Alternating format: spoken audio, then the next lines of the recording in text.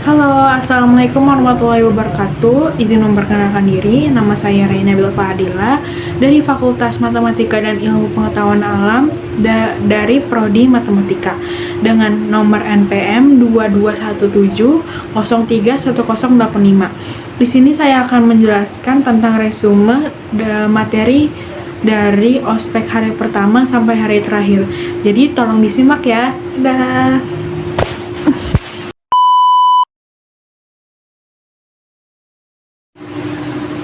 Lanjut ke materi pertama, yaitu ada dari materi Bapak Yusrandi mengenai peranan Kepolisian Republik Indonesia dalam mengatasi kejahatan digital.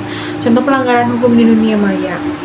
Perlu diketahui beberapa contoh kejahatan digital yang sering terjadi di era digitalisasi ini adalah pelanggaran isi situs web seperti pornografi dan pelanggaran hak cipta, perjudian online, penipuan online, pencemaran nama baik, penipuan kartu kredit, dan illegal access. Tips dan trik agar terhindar dari kejahatan digital yaitu: 1. Harus lebih menyaring konten sebelum disaring lagi ke publik. Yang kedua, lakukan pengecekan lebih dahulu sebelum melakukan transaksi di medsos. Tulisan yang dibuat di internet harus didukung fakta dan data. Yang keempat, dalam menulis jangan sekedar mengkritis tapi harus disertai dengan saran. Terus yang kelima, jangan ragu minta maaf apabila memang melakukan kesalahan yang membuat orang yang lain tidak nyaman, dan langsung lapor ke polisi apabila pernah menjadi korban kejahatan dunia maya. Lalu di materi kedua ada dari Dr. Susteya Herawati, pengembangan karakter mahasiswa sebagai intelektual dan anti kekerasan atau anti perundungan. Sebagai generasi muda, mahasiswa yang memiliki karakter dan berintelektual memiliki dampak yang berpengaruh besar, karena mahasiswa adalah generasi muda yang berpendidikan dan berilmu. Oleh karena itu, ada harapan besar dari masyarakat bagi negara untuk menjadi agen pembangunan. Tanggung jawab kita sebagai generasi muda adalah: yang pertama, mempertahankan dan memelihara persatuan dan kesatuan bangsa. Yang kedua, mengembangkan kepribadian yang sehat dan tangguh, berkemampuan berpikir analitis dan sintetis, berilmu tinggi dan berketerampilan, serta bermoral Pancasila dan berbudi pekerti luhur. Yang ketiga, meningkatkan partisipasi dalam pembangunan politik, ekonomi, dan sosial. Yang kelima, memelihara dan mengembangkan demokrasi Pancasila dan menjunjung tinggi hak asasi manusia. Yang kelima, mengembangkan nilai budaya yang luhur yang relevan guna mendorong dan menampung perubahan. Di materi 3 dari Profesor Dr. Kiai Haji Said Akil Siroj mengenai pengembangan karakter mahasiswa dalam perspektif agama. Kita sebagai muslim nih, Nusantara harus merasa bangga karena sejak dulu sampai sekarang kita mempunyai prinsip kokoh yang tidak pernah pudar sebagai ciri khas umat Islam negara Nusantara. Menurut Kiai Haji Hashim Asy'ari, negara yang nasionalis harus beragama dan mereka aman. Dan Indonesia adalah negara yang rakyatnya beragama. Berbeda dengan Islam di Timur Tengah yang kebanyakan jika merupakan negara nasionalis mereka tidak beragama, dan sebaliknya jika merupakan negara beragama maka tidak nasionalis.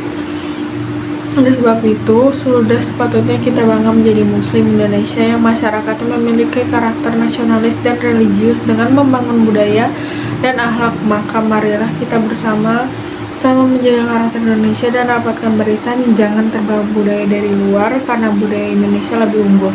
Memang dari segi ilmu dan teknologi Indonesia masih tertinggal dibanding negara-negara tersebut. Jadi boleh saja jika ingin menimba ilmu di sana, tapi jangan membawa budayanya karena sekali lagi budaya Indonesia jauh lebih unggul. Lanjut di hari kedua, tanggal 16 Agustus 2022. Di materi pertama ada dari Profesor Dr. Haryandi tentang Merdeka Belajar Kampus Merdeka. Yang pertama ada pilar visi Indonesia 2045, yang kedua tentang MBKM Industri 4.0, globalisasi, bonus demografi. Yang ketiga ada indikator profil belajar Pancasila, bernalar kritis, mandiri, kreatif, gotong royong dalam artian mampu bekerja secara tim, cinta keberagaman, berakhlak mulia. Yang keempat ada dasar hukum MBKM Yang kelima, ada tujuan Merdeka Belajar untuk Kampus Merdeka, yaitu mendorong pembelajaran di perguruan tinggi yang semakin otonom dan fleksibel. Lalu ada mendukung kultur yang belajar yang inovatif, tidak mengekang, dan sesuai dengan kebutuhan mahasiswa.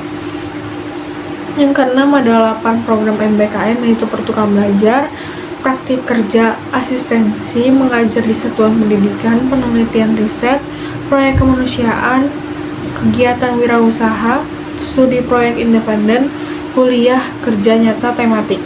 Yang ketujuh, ada hak mahasiswa dalam program MBKM, yaitu belajar di luar program studi atau dalam satu PT. Yang kedua, ada belajar di luar prodi dalam PT lain atau lembaga non-PT. Di materi kedua ada dari Profesor Dr. Asep Sukohar tentang kesadaran lingkungan hidup, manajemen risiko, dan kampus sehat.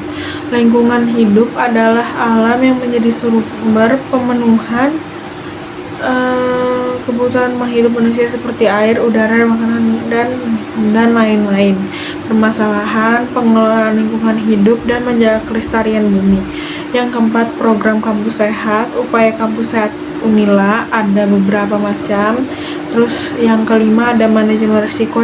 Materi ketiga ada tentang etika dan norma kehidupan kampus. Yang ini mahasiswa adalah sosok yang akan meneruskan langkah sukses di masa depan serta menjadi penerus cita-cita bangsa.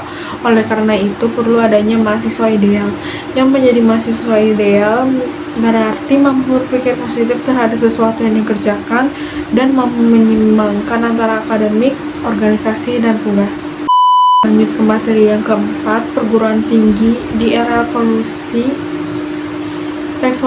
industri 4.0 dan kehidupan kampus pada masa pandemi. Lanjut ke hari ketiga, tanggal 18 Agustus 2022, yaitu dari materi 1 yang dibawakan oleh Dr. Supripto Dwi Yuwono tentang sistem pendidikan di perguruan tinggi dan kaitannya kebijakan kampus Merdeka Belajar.